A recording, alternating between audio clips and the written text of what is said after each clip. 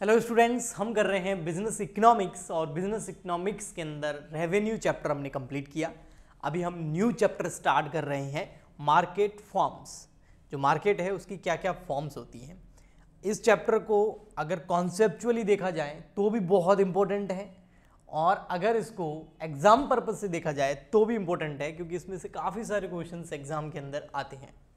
Content की बात करें भी, इस चैप्टर में हम क्या क्या पढ़ने वाले हैं, तो इसमें मीनिंग ऑफ मार्केट हम देखेंगे भी, मार्केट का मीनिंग क्या है, form of market structure, market का जो स्ट्रक्चर है उसके कौन कौन से फॉर्म्स हैं। इसमें एक आता है परफेक्ट कंपटीशन और एक आता है इम्परफेक्ट। इम्परफेक्ट के अंदर फिर तीन आते हैं, मोनोपोली, मोनोपोलिस्टिक और ओलिगोपोली। तो इन सारे चीज़ों को हम इसी चैप्टर में कवर करेंगे। तो चलिए स्टार्ट कर देते हैं, और सबसे पहले हम देखते हैं मीनिंग, है ना। मीनिंग क्या है मार्केट का, मार्केट है क्या। वैसे हमको क्या लगता है, नॉर्मली अगर इकोनॉमिक्स को साइड में रखें और हम देखें कि मार्केट क्या है, तो जहाँ पर बायर और सेलर अवेलेबल होते हैं वो मार्केट होता है। एक ऐसा प्लेस, एक ऐसा स्थान, आप अपने एरिया के आसपास में मार्केट किसको बोलते हैं, बाजार कहाँ होता है, जहाँ बहुत सारी दुकानें होती है ना, और वहाँ पर बायर्स भी मिल जाएंगे, सेलर्स भी मिल जाएंगे, खरीदने वाले और बेचने वाले दोनों आपको उस मार्केट के अंदर दिखेंगे, तो हम उसको मार्केट बोलते हैं। उस जगह को, उस प्लेस को हम मार्केट बोलते हैं। लेकिन इकोनॉमिक्स के अंदर देखा जाए तो मार्केट का मतलब केवल वह जगह नहीं है, वो बाजार नहीं है जहाँ पर बहुत सारी दुकानें हैं, केवल इसी को मार्केट नहीं बोला जाता। नॉर्मली हम उसको ही मार्केट बोलते हैं, लेकिन इकोनॉमिक्स में इसका जो मीनिंग है वो कहीं ज़्यादा वाइडर है। इकोनॉमिक्स के अंदर जो मार्केट है वो प्लेस जहाँ पर बहुत सारी दुकानें हैं, बायर सेलर है, वो तो मार्केट है ही है। इसके अलावा अगर कहीं पर भी बायर और सेलर आपस में कनेक्ट हो रहे हैं उसको भी मार्केट बोलते हैं। जैसे ऑनलाइन हम शॉपिंग करते हैं तो कहीं जाते भी नहीं हैं, तो ऑनलाइन हम जो प्रोडक्ट मंगा रहे हैं किसी ऑनलाइन वेबसाइट से या किसी सेलर से, तो वो भी तो मार्केट ही है एक, है ना। तो इकोनॉमिक्स में मार्केट कहीं वाइडर है। Market refer to the whole regions where buyer and seller of a commodity are in contact with each other to effect purchase and sale of the commodity. Commodity का मतलब यहां पर क्या हो गया, प्रोडक्ट से। तो इकोनॉमिक्स के अंदर मार्केट का मतलब है वो पूरी जगह, वो पूरी रीजन्स जहां पर बायर और सेलर किसी कमोडिटी को क्या करते हैं, खरीदने के लिए कांटेक्ट करते हैं, परचेज और सेल करने के लिए आपस में कांटेक्ट करते हैं, उसको मार्केट बोला जाता है। इसमें ऑनलाइन, ऑफलाइन, चैट के थ्रू, लेटर के थ्रू, जैसे भी आप किसी भी कमोडिटी को किसी भी मीडियम से अगर बायर और सेलर परचेज करने के लिए आपस में कांटेक्ट कर रहे हैं तो वो सब मार्केट है। ओनली जो हमको एक बाजार दिखता है जहां पर बहुत सारी दुकानें हैं, केवल वही मार्केट नहीं। इकोनॉमिक्स में मार्केट उससे कहीं ज़्यादा वाइडर है। अब मार्केट में क्या क्या होता है, एक एरिया होता है। Area, market is not related to any particular place. Market केवल किसी पर्टिकुलर प्लेस से रिलेटेड नहीं होता है। The area become the point of contact between buyer and seller. जिस पॉइंट पर भी खरीदने वाले और बेचने वाले, बायर और सेलर आपस में कांटेक्ट करते हैं, उसको मार्केट बोला जाता है, उस एरिया को। ओके, बायर्स एंड सेलर्स कौन होते हैं, buyers and sellers should be in the contact with each other. Buyer और सेलर हमेशा आपस में एक दूसरे से कांटेक्ट करते हैं। However, contact does not necessarily mean physical presence, और कांटेक्ट करने के लिए फिजिकल प्रेजेंस का होना जरूरी नहीं है। आजकल कितने सारे लोग जो है ऑनलाइन सामान मंगाते हैं, क्या फिजिकली कांटेक्ट में आते हैं बायर और सेलर? नहीं आते हैं, तो वो भी तो मार्केट ही है। ओके, तो ऐसा कोई ज़रूरी नहीं है कि फिजिकली वहाँ पर प्रेजेंस हो, वहाँ पर उपस्थित हो बायर और सेलर। उसके बिना भी जो कांटेक्ट करते हैं उसको भी मार्केट बोलते हैं। कमोडिटी क्या होता है, for the existence of market there must be a commodity which will be sold and purchase among buyer and seller. भाई बायर और सेलर कांटेक्ट कर रहे हैं, किस लिए, एक दूसरे को लव लेटर लिख रहे हैं, तो उसको मार्केट नहीं बोलेंगे। एक दूसरे को लव लेटर नहीं लिख रहे हैं, वो बायर और सेलर जो है एक दूसरे को किसी प्रोडक्ट को, जो सेलर है वो सेल कर रहा है, बायर है जो परचेज कर रहा है। तो कोई कमोडिटी, कोई प्रोडक्ट का होना बहुत ज़्यादा ज़रूरी है, अदरवाइज उसको हम मार्केट नहीं बोलेंगे। कंपटीशन, बिल्कुल मार्केट के अंदर कंपटीशन तो होता ही है। The existence of competition among buyers and seller is also an essential condition for the existence of a market. Market के एग्जिस्टेंस के लिए कंपटीशन का होना मार्केट में जरूरी है, अदरवाइज डिफरेंट प्राइस में B charged of the same commodity, वरना सेम कमोडिटी की अलग अलग प्राइस चार्ज हो जाएगी अगर कंपटीशन नहीं हुआ तो, है ना। एक ही प्रोडक्ट, एक ही वस्तु, एक ही कमोडिटी की अलग अलग लोग प्राइस चार्ज करने लग जाएंगे अगर कंपटीशन नहीं है तो। So competition is so important, must important. Okay, तो मीनिंग ऑफ मार्केट आपको समझ में आ गया होगा, जहां पर बायर और सेलर आपस में कांटेक्ट करते हैं किसी भी पॉइंट ऑफ टाइम पर, किसी भी पॉइंट ऑफ प्लेस पर, किसी भी तरीके से किसी कमोडिटी को बाय और सेल करने के लिए, तो उसको मार्केट बोलते हैं। इसमें एरिया, जो फिजिकल एरिया, वो ज़्यादा इतना मैटर नहीं करता है, पर्टिकुलर प्लेस मैटर नहीं करता है। बायर एंड सेलर कौन होते हैं? जो एक दूसरे से कांटेक्ट करते हैं, लेकिन उनके बीच में फिजिकल प्रेजेंस होना कोई ज़रूरी नहीं है, नॉट नेसेसरी। कमोडिटी का होना ज़रूरी है, अदरवाइज उसको मार्केट नहीं बोलेंगे। और कंपटीशन होना ज़रूरी है, वरना प्राइस जो है बार बार फ्लक्चुएट होती रहेगी एक ही कमोडिटी की। लेकिन कंपटीशन होता है तो एक ही कमोडिटी की प्राइस जो है वो ज़्यादा फ्लक्चुएट नहीं होती है। यस, चलिए आगे आता है फॉर्म ऑफ मार्केट स्ट्रक्चर। जो मार्केट स्ट्रक्चर है उसके क्या क्या फॉर्म्स हैं? तो फॉर्म, अगर मार्केट स्ट्रक्चर की बात करूं तो दो तरीके के फॉर्म है। एक आता है परफेक्ट कंपटीशन, एक आता है इम्परफेक्ट कंपटीशन। परफेक्ट कंपटीशन और इम्परफेक्ट कंपटीशन। इम्परफेक्ट कंपटीशन को आगे 3 पार्ट के अंदर और डिवाइड किया गया है। इम्परफेक्ट को इसमें मोनोपोली, मोनोपोलिस्टिक और ओलिगोपोली। तो इम्परफेक्ट को तो हम रखते हैं बाद के लिए, आज के इस लेक्चर के अंदर हम करते हैं परफेक्ट कंपटीशन क्या होता है। चलिए स्टार्ट करते हैं, परफेक्ट कंपटीशन क्या होता है।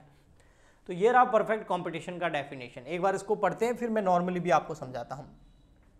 Perfect competition refer to the market situation. Perfect competition का मतलब उस मार्केट सिचुएशन से है ना, where there are very large number of buyer and seller, large number of buyers and sellers, दोनों ही बहुत बड़ी संख्या में। बेचने वाले भी फुल हैं, बहुत हैं, बहुत सारे प्रोड्यूसर उस प्रोडक्ट को बना रहे हैं, उस सर्विस को बना रहे हैं और उसको सप्लाई कर रहे हैं। बहुत सारे बायर्स उस प्रोडक्ट को, उस सर्विस को बाय करने के लिए, लेने के लिए रेडी हैं। तो बायर्स और सेलर्स की कोई कमी नहीं होती परफेक्ट कंपटीशन के अंदर। Okay, dealing in homogeneous products, ऐसे प्रोडक्ट्स को प्रोड्यूस करते हैं सेलर और ऐसे प्रोडक्ट को बाय करते हैं बायर्स, जिनके बीच में ज़्यादा डिफरेंस नहीं। कहने का मतलब 4 मान लेते हैं, हजारों प्रोड्यूसर हैं, 4 के हजारों प्रोड्यूसर हैं, ठीक है, लेकिन सब लोग जो प्रोडक्ट बना रहे हैं उनमें कोई ज़्यादा डिफरेंस नहीं होता। उनकी क्वालिटी, उनकी प्राइस, उनकी क्वांटिटी, ये सब सेम होती है। उनको होमोजेनियस प्रोडक्ट बोलते हैं। तो होमोजेनियस प्रोडक्ट प्रोड्यूस करते हैं जो सेलर्स होते हैं, जो प्रोडक्शन करने वाले होते हैं। और ये जो होमोजेनियस प्रोडक्ट होते हैं, इनके मार्केट में large number of seller and buyer available होती हैं परफेक्ट कंपटीशन के अंदर।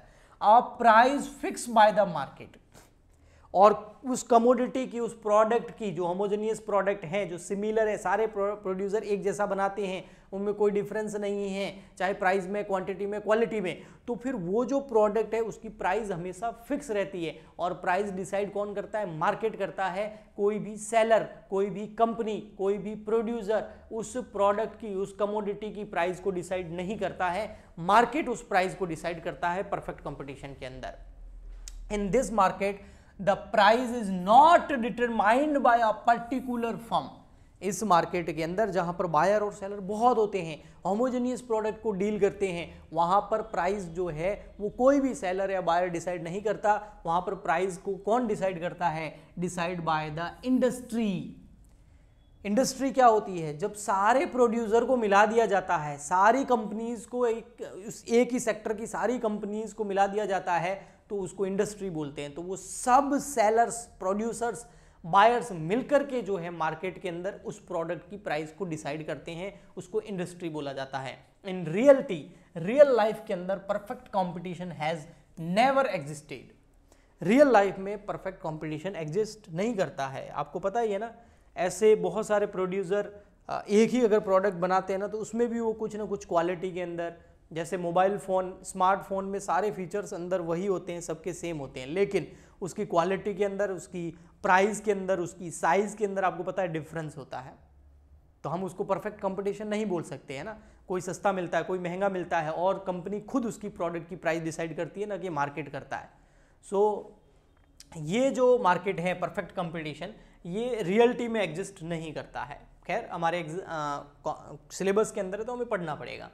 फीचर क्या है परफेक्ट कंपटीशन के अंदर? तो फीचर्स में सबसे फर्स्ट फीचर आता है very large number of buyer and seller. बहुत ज़्यादा प्रोड्यूसर होते हैं, उस प्रोडक्ट को बनाने वाले होते हैं, बेचने वाले होते हैं, और उतने ही ज़्यादा उसको खरीदने वाले होते हैं। बायर एंड सेलर बहुत ज़्यादा होते हैं। Is that the number of seller is so large? Number of seller की बात करें तो बहुत ज़्यादा होते हैं। The share of each seller is insignificant in the total supply. हजारों सेलर्स होते हैं और हजारों मिलकर के मार्केट में उस प्रोडक्ट की सप्लाई करते हैं, और अगर उनमें किसी एक का शेयर देखा जाए तो वो बहुत कम होता है। इसी वजह से वो ज़्यादा मार्केट में सप्लाई को प्रभावित नहीं कर सकता। मान लेते हैं मार्केट में 1 लाख प्रोडक्ट की सप्लाई हो रही है और उस 1 लाख प्रोडक्ट को बनाने वाले 10,000 सप्लायर हैं। अब पर सप्लायर जो बनाता है वो 5 से 10% ही सप्लाई करता है, तो अगर वो सप्लाई रोक भी देगा तो कोई ज़्यादा फर्क नहीं पड़ेगा। तो जो सेलर होते हैं वो बहुत ज़्यादा होते हैं और उनका खुद का जो सप्लाई में हिस्सा होता है, प्रोडक्ट प्रोड्यूस करने का जो उनका शेयर होता है वो बहुत कम होता है। इस वजह से वो मार्केट को ज़्यादा प्रभावित नहीं कर पाते हैं। चाहे सप्लाई ज़्यादा करे चाहे कम करे, वो मार्केट को प्रभावित नहीं कर पाएंगे। ओके, यही लिखा हुआ था, share of each seller is insignificant in the total supply. Total supply में बहुत कम होता है। Hence an individual seller can not influence the market price. इसीलिए कोई भी इंडिविजुअल, एक सेलर, एक प्रोड्यूसर उस कमोडिटी, उस प्रोडक्ट की मार्केट प्राइस को प्रभावित नहीं कर सकता। ओके, अब आते हैं बायर के ऊपर। सिंगल बायर, अब खरीदने वाले भी बहुत हैं, तो कोई एक सिंगल बायर जो है in total purchase of so insignificant because of their large number that an individual buyer can not influence the market price. कोई बायर भी मार्केट प्राइस को इन्फ्लुएंस नहीं कर सकता, क्योंकि वो अकेला नहीं है, बहुत सारे बायर से, और वो जो बाय कर रहा है वो बहुत कम क्वांटिटी में कर रहा है। तो इसीलिए चाहे सेलर चाहे बायर दोनों ही मार्केट में, परफेक्ट कंपटीशन मार्केट के अंदर, उस कमोडिटी की जो होमोजेनियस प्रोडक्ट है उस कमोडिटी की प्राइस को प्रभावित नहीं कर सकते, इफेक्ट नहीं कर सकते। Okay, under such condition price of a commodity is determined by the market. और इस सिचुएशन के अंदर जो उस प्रोडक्ट की प्राइस है वो मार्केट डिसाइड करता है। कैसे डिसाइड करता है मैं आगे आपको बताऊंगा। Force of demand and supply, demand और सप्लाई के ऊपर बेस होता है ना, जहां डिमांड और सप्लाई एक दूसरे को कट कर देती है, यहीं पर प्राइस हो जाता है decide. Okay, each buyer and sellers has to accept the same price, और बायर और सेलर दोनों ही उसी प्राइस को एक्सेप्ट करते हैं। As a result uniform price prevail in the market, और इस वजह से पूरे मार्केट के अंदर एक ही प्राइस उस प्रोडक्ट की, उस कमोडिटी की चलती है। ओके जी, आगे सेकंड क्या फीचर है इसका? सेकंड नंबर फीचर जो है वो होमोजेनियस प्रोडक्ट। मैंने आपको पहले बताया ऐसे प्रोडक्ट बनाते हैं जिनकी क्वालिटी, क्वांटिटी, साइज और क्वालिटी, कलर वगैरह में जो कोई ज़्यादा चेंजेस नहीं होते। The product offer for a sale in the market are homogeneous. The product sold is identical in all respect, like size, shape, quality, colour etcetera, वो same ही होता है। Since each firm produce 100% identical product, their product can be readily substituted of each other, so the buyer has no specific preference to buy from a particular seller only.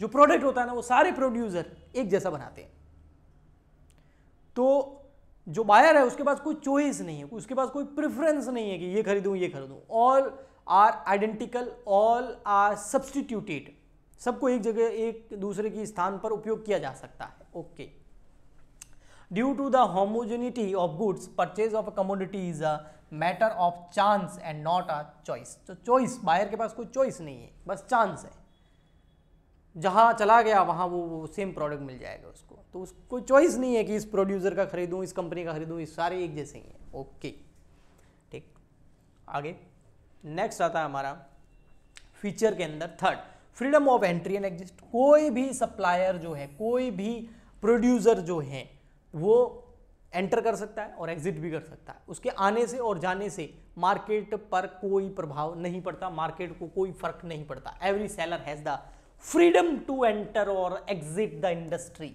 In ensure absence of abnormal profit and abnormal losses in the long run. Perfect knowledge among buyer and seller, buyer और seller जो होता है ना उनको perfect knowledge होती है। Perfect knowledge means that both of buyer and seller are fully inform about the market price. दोनों को मार्केट प्राइस के बारे में फुल इन्फॉर्मेशन होती है। Perfect mobility of factors of production. Factor of production पता है क्या होते हैं, जो किसी भी प्रोडक्ट को, किसी भी कमोडिटी को प्रोड्यूस करने में लगते हैं, जैसे लेबर, जैसे लैंड, जैसे एंटरप्रेन्योरशिप, जैसे कैपिटल। ये जो होते हैं ना, लैंड, लेबर, कैपिटल, एंटरप्रेन्योरशिप, ये सारे फैक्टर ऑफ प्रोडक्शन होते हैं। और ये जो फैक्टर ऑफ प्रोडक्शन होते हैं ना, ये परफेक्टली मोबाइल होते हैं, मतलब there are is no geographical and occupational restriction on their movement. मतलब वो चाहे तो एक स्थान से दूसरे स्थान पर मूव कर सकते हैं। मूवमेंट जियोग्राफिकली मूवमेंट हो, चाहे जो है ऑक्यूपेशनल मूवमेंट हो, उस पर कोई रेस्ट्रिक्शन नहीं होता है। ओके ठीक, क्योंकि सब जगह वही रेट मिलेगी उनको। हाँ जी, क्योंकि मेन तो प्रोडक्ट की प्राइस जो वो तो चेंज होनी नहीं है। अगले कुछ दो और फीचर्स हैं इसमें। Absence of transportation cost. वैसे ट्रांसपोर्टेशन कॉस्ट तो लगती है, लेकिन ये माना जाता है कि ऐसे प्रोडक्ट के अंदर ट्रांसपोर्टेशन कॉस्ट जीरो है। क्यों? क्योंकि ट्रांसपोर्टेशन ज़्यादा दूर करना ही नहीं है उसको, हर जगह बायर्स अवेलेबल हैं, तो वो ट्रांसपोर्टेशन कॉस्ट पे खर्चा नहीं करेगा। वो जो प्रोड्यूसर है, वो जो कंपनी है, वो क्या करेगी, अपने आसपास जहाँ बायर अवेलेबल है वहीं सेल कर देगा। Okay. Absence of selling cost. Selling cost भी नहीं होती। सेलिंग कॉस्ट का मतलब हो गया यहाँ पर एडवर्टाइजमेंट कॉस्ट। एडवर्टाइजमेंट वगैरह करने की जरूरत ही नहीं है, सारे प्रोडक्ट एक जैसे हैं तो बिक जाते हैं वो। ओके। और उनमें कोई, मैंने बोला ना, बायर जो होते हैं ना, उनके पास कोई चॉइस नहीं होता है ना, वो चॉइस नहीं करेंगे, बस चांस है, जहाँ गया वहाँ खरीद लिया। ओके ठीक। हाँ जी, नेक्स्ट आता है हमारा ये, firm of price taker and industry is price maker. देखो, फर्म जो होती है ना, वो प्राइस टेकर होती है, यानी कि फर्म टेकर है और इंडस्ट्री उस प्रोडक्ट, उस कमोडिटी की प्राइस की मेकर है। इंडस्ट्री प्राइस बताती है, फर्म उसको ले लेती है। ठीक। और ये सब कैसे होता है? ये सब होता है ऐसे, मान लेते हैं ये डिमांड एंड सप्लाई है, ये एक्स, ये वाई, सॉरी एक्स वाई यहाँ नहीं, ये देखिए, ये आ गया जीरो, ये आ गया एक्स एक्सिस, ये आ गया वाई, ये डिमांड एंड सप्लाई, और यहाँ आ गया आपका प्राइस। अब यहाँ पर देखिए, दो कर्व बनाता हूँ मैं आपके सामने। एक तो है आपका ये है, मान लेते हैं सप्लाई और डिमांड, दो कर्व है, दो कर्व बनाए मैंने, एक सप्लाई का कर्व बनाया, एक डिमांड का कर्व बनाया। ये सप्लाई है, ये डिमांड है। सप्लाई और डिमांड जहां पर एक दूसरे को कट करते हैं, है ना, मार्केट के अंदर, यही हो जाता है आपका प्राइस। ये हो गया आपका पी। और ये किसने डिसाइड किया ये प्राइस? ये डिसाइड किया इंडस्ट्री ने। तो इंडस्ट्री कौन हो गई? Price maker. और इंडस्ट्री ने, जहां सप्लाई और डिमांड ने एक दूसरे को कट किया और इंडस्ट्री ने उस प्राइस को डिसाइड किया, तो इंडस्ट्री प्राइस मेकर हो गई और फर्म क्या करेगी? Price taker. इस फर्म इस प्राइस को ले लेगी। अब यहां पर हमेशा ध्यान रखना कि प्राइस में कोई चेंज होता ही नहीं है, तो आपकी जो एवरेज रेवेन्यू होगी वो इक्वल टू होगी मार्जिनल रेवेन्यू। अब एवरेज रेवेन्यू और मार्जिनल रेवेन्यू क्या होती है आपको पता ही है ना, हमने बहुत अच्छे से डिटेल में पढ़ा था। लेकिन आप ध्यान रखना, परफेक्ट कंपटीशन के अंदर एवरेज रेवेन्यू और मार्जिनल रेवेन्यू हमेशा इक्वल होती है, क्योंकि प्राइस में कोई चेंज होता ही नहीं है। और इसके अंदर प्राइस जो है वो प्राइस मेकर जो होती है वो इंडस्ट्री होती है, और प्राइस टेकर जो होती है वो फर्म होती है। और प्राइस मेक कहाँ की जाती है? जहाँ सप्लाई और डिमांड एक दूसरे को कट करते हैं, वहीं पर प्राइस डिसाइड करती है इंडस्ट्री। ओके, तो ये परफेक्ट कंपटीशन को अच्छे से मैंने एक्सप्लेन किया है। नेक्स्ट लेक्चर के अंदर हम इम्परफेक्ट कंपटीशन को स्टार्ट करेंगे। आज के लिए इतना ही। कैसा लगा नीचे कमेंट करके ज़रूर बताएं। अगर अच्छा लगा है तो शेयर भी कर सकते हैं ताकि और स्टूडेंट्स की हेल्प हो। हम मिलते हैं नेक्स्ट वीडियो में। आज के लिए इतना ही, तब तक के लिए goodbye and thank you.